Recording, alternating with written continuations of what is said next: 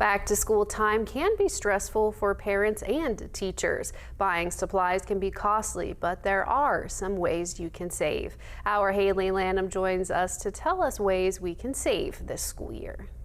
When it comes to the beginning of the school year, it can be stressful. The price of school supplies and the first day jitters can become overwhelming.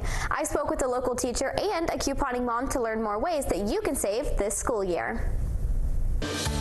Back to School Real Life Ready, helpful answers for busy families, sponsored by Holt Homes and Overhead Door of the Mid-Ohio Valley. At the beginning of the school year, most teachers and schools send out lists of supplies for your child that they need to be prepared with when the first day of school starts. One teacher at Parkersburg Christian School says she buys in bulk to make sure that all of her students are prepared. Of course, pencils, erasers, notebooks, things that your child would need, but multiplied probably by like 10 or so.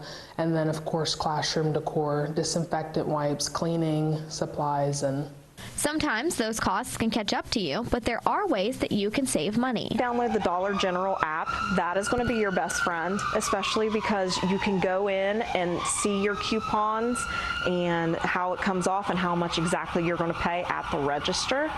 By doing these couponing techniques, you can save hundreds of dollars, just like Brianna. I'd say close to $200, maybe $300. I'm not going to lie. I coupon every Saturday. For Kiera, she spends around $500 on supplies alone, not including her restock in the winter. Adding in decorations, the price varies between $800 and $1,000. $300 or so, and then at the beginning of the school year, and then come about winter time, I restock stuff because we start to run out of stuff by then. If you aren't sure where to get started, watching YouTube or TikTok videos are a great way to learn. TikTok has been very good, as well as Instagram. Some people post like their breakdowns, and on Facebook. That's how I initially started, was just watching a bunch of videos on how to do it. Brianna says to always remember it is okay to make mistakes, and couponing isn't always easy.